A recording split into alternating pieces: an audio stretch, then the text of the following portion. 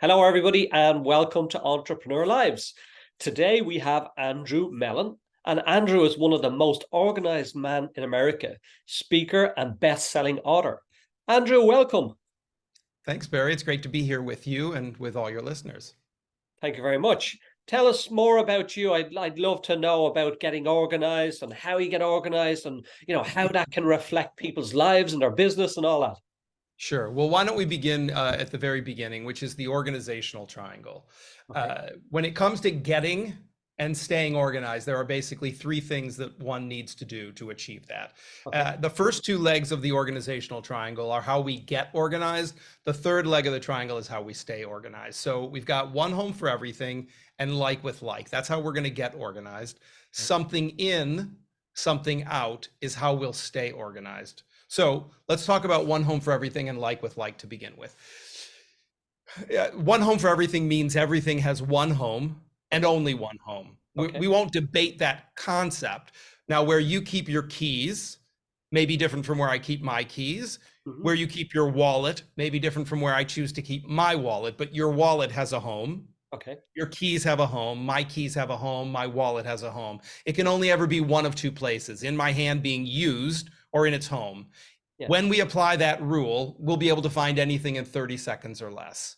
Very good. Okay. Like with like means all similar objects live together, not most of them, but all of them.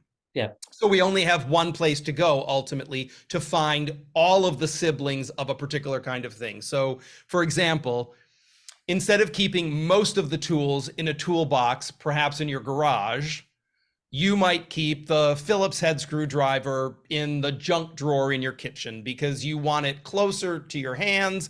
You have perhaps a story that you tell yourself about the knobs on the cupboards always being a little loose, not wanting to go all the way out to the toolbox to get that pesky screwdriver. So you just want it right at your fingertips. But the problem is, in the moment, chances are you will go to the toolbox looking for the Phillips head screwdriver. You won't find it there. You might even find yourself at the hardware store buying a new one. And then a few weeks later, as you're digging around in that junk drawer, you'll find that Phillips head screwdriver.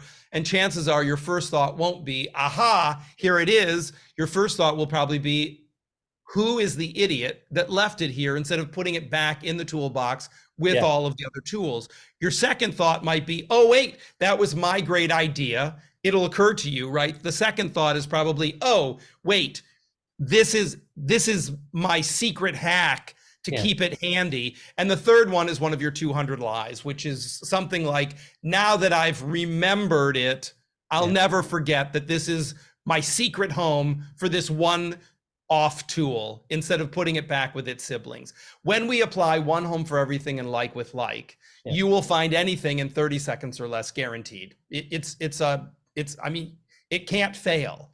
Now, once everything has a home and all like objects are together, you actually are organized. Now, you might have more things than you need, which is really more about decluttering and simplifying than it is about organizing. Sometimes those things get mashed up in people's minds, right? Like they think of organizing as decluttering and decluttering as organizing. And while they are cousins of each other, decluttering is simply removing things that don't need to be there, that don't serve you, not necessarily putting them in any particular kind of order. Likewise, organizing, if you've got 300 pairs of shoes and you apply one home for everything and like with like, you'll be able to find all of those 300 pairs of shoes.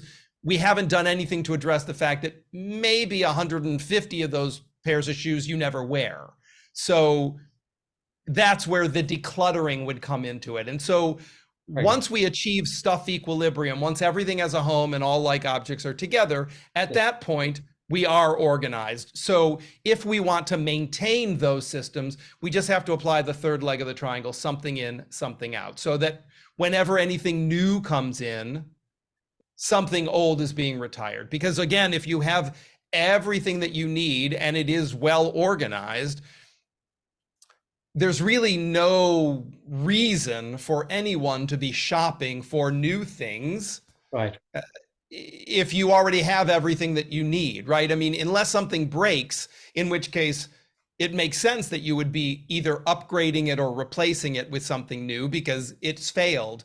But if it hasn't failed, why would you spend any of your precious unrenewable resource of time consuming things that you don't need when you already have all of these things on your list that you'd like to be doing that you're not getting to because you don't have enough time? What would be, I suppose, when we look at that, and really good, some very good, interesting points there. But what does it take for somebody to, I suppose, put that to practice? Because most people, as you said, get caught up with their daily habitual state of behavior and tend to say, yes, I'll do it, but they never get around to it. What would you recommend they should do to solve that problem? Well, I mean, the simplest thing to do is to just do it, to recognize the story. The story tells you you don't have the time now, you'll have the time later, which is a lie. Yeah. Later isn't a guarantee. We hope we get to later, and when we get to later, it's actually now again. So this idea that in the future you're going to have this big block of unstructured time available to dig yourself out of a time debt hole that you've created for yourself, again, is one of your 200 lies. The average adult tells 200 lies a day. And to be clear, 2/3 of them will never be spoken. They're just garbage that we tell ourselves, but 1/3 of them will come out of your mouth. And those could be something like, hey, Barry, I'm so sorry to bother you. Yeah. Now, if I was sorry to bother you, I wouldn't be bothering you. but we say it as if it somehow gives us the permission to disrupt somebody else's work and somebody else's agenda with our own agenda.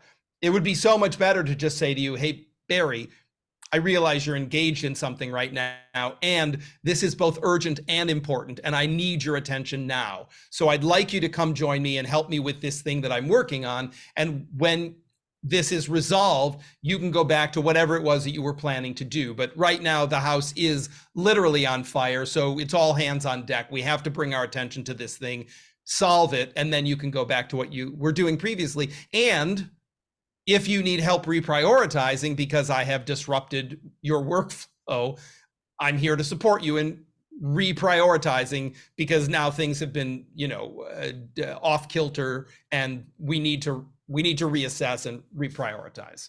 And what is it, I suppose, Andrew, that got you involved in this? Like, if you tell us maybe a little bit of where you came from and, how you got involved with dealing with, I suppose, time and organization. Sure. So 27 years ago, in just a few days, right? 27 years ago, I was laid off from a theater in Seattle, Washington. Mm-hmm. And I had been the artistic director. And I came back east to Washington, D.C., where I had a gig co-producing an award ceremony at the Kennedy Center.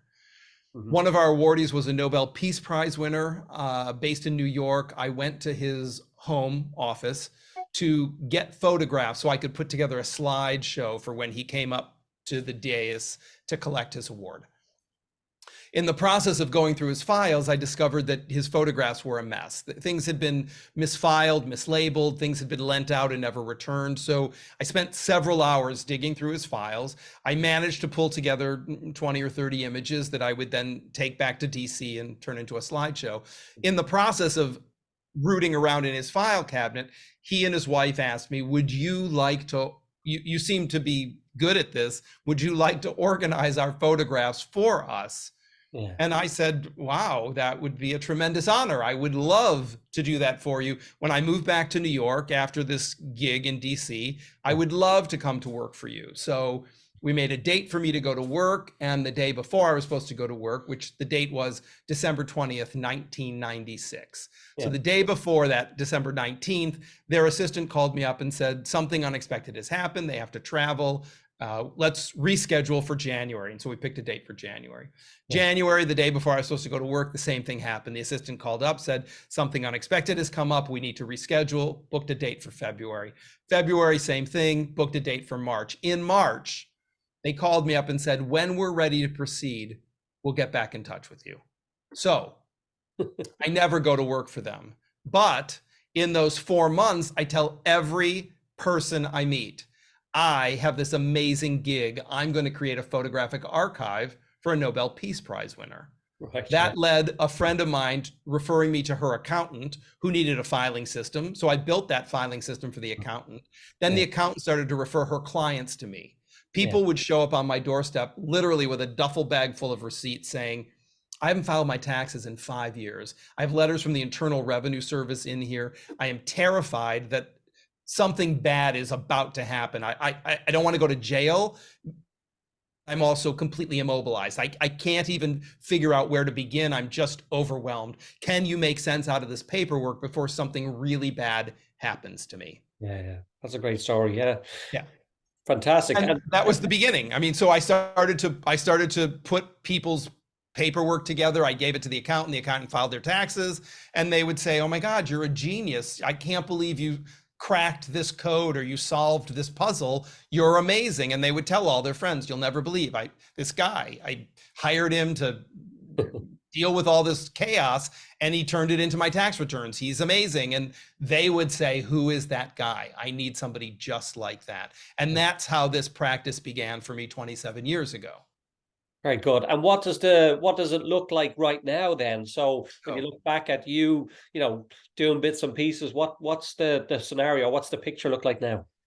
so 27 years later, my business has both a B2C and a B2B branch. Yeah. So on the B2C side, the business to consumer side, I have a few, and by a few, I mean literally 2 or 3 private clients at any given time. I don't spend a lot of time working one-to-one with private clients any longer. On the B2C side, we run our own programs online. We have a program called the De-Stress Your Mess Challenge, which is a 5-day challenge that I take people through live. All of our programs are taught live.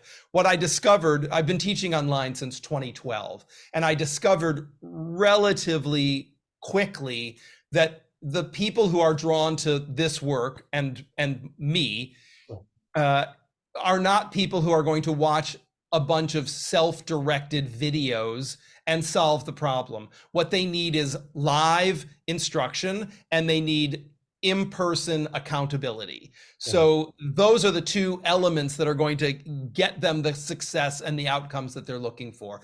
Giving them a do-it-yourself kit. Yeah. I could sell it, but they're not going to do it, and they're not going to get the results. And then I'll just be one more person who sold them something that was useless, which doesn't work for me as a businessman and doesn't work for them as a consumer. So I teach online, and we teach these 3 programs. The De-Stress Your Mess Challenge, which is a 5-day introductory program. Yeah. From there, people are invited to join a 10-week live program called the Unstuff Your Life System. It's based on my Wall Street Journal best-selling book, Unstuff Your Life. And so in 10 weeks, I take them through most of the major clutter hotspots: papers and filings, sentimental objects, digital technology, closets, kitchens, clothing, all of the different clutter hotspots. We address all of those live week by week by week. And then after that, so many people have a list, a to-do list or a wish list of all of the projects that they've been procrastinating on. And I've been teaching project management also for about 16 years. And so the other program that we offer live is called Your Next Big Thing. And I teach people the 5 phases of project management, and I take them in 90 days from start to finish so that they actually get something done in 90 days using best practices of project management. And so that's what we offer on the business to consumer side. On the business to business side, I'm typically brought into companies to help them around productivity, efficiency, and time management more than organization. Although a few clients are hybrid clients where they want to address the physical plant where they are working. They want better organization, or they want training for their employees around organization and productivity. But I would say that probably on the business to business side, 85% of it is productivity and time management training, and 15% of it is more organization and physical clutter and disorganization. On the B2B side, that's my new book, Calling Bullshit on Busy. And so we really look at the 8 deadly time thieves: overcommitting, poor planning, multitasking, meetings, email, social media, procrastination, and interruptions. And we address all of those. I address them in the book, and that's typically what I'm teaching people on the B2B side of the business. Very good. What is there one thing that you could, I suppose, teach people or tell people that are listening that maybe help them to get organized or save on their time? Sure. Well, besides the organizational triangle, what I would say is there is no later and there is no someday. So if it is important to you, make the time to do it. And if it isn't, recognize, right? I say this with love, recognize if you're lying to yourself that you say it's important because you've got a story about it being important, somebody told you it was important, or you've just been dragging it around so long that it's very familiar and you're used to having it with you, and it has perhaps an inflated sense of significance that it doesn't really deserve. So either do it, delegate it, or delete it. That's probably on the time management side, the thing that I would say to anybody to get yourself started. Do it because it is important to you. Delegate it because it's important to be done, but it doesn't require you to do it. Or just delete it because it's just the story is the only reason that you're dragging it around behind you. It has no significance, or perhaps not adequate significance for it to be done by anybody, let alone by you. Yeah. Some great information there, Andrew, and very insightful, to help people because, time is of utmost importance. And of course, get organized is even better. Andrew, where could people make contact with you if they wanted to reach out? Sure. AndrewMellen.com, and Mellen is spelled MELLEN.com is a great place to find me. You can always send an email to hello@andrewmellen.com, and my team, my team's in that inbox all day. I'm not, but they are. And that's a great way to make contact with us. So those are 2 easy ways to find us. And I can share with you my link tree, which will give people one home for everything and like with like. I mean, I'm walking my talk. If you go to the link tree, you'll find all of the links to my books, our programs, my YouTube channel, my speaker reel, if anybody's interested in having me come and speak. So yeah, brilliant, fantastic. Andrew, it's been a pleasure. Thank you very much. Very insightful, as I said. A lot of great information you shared.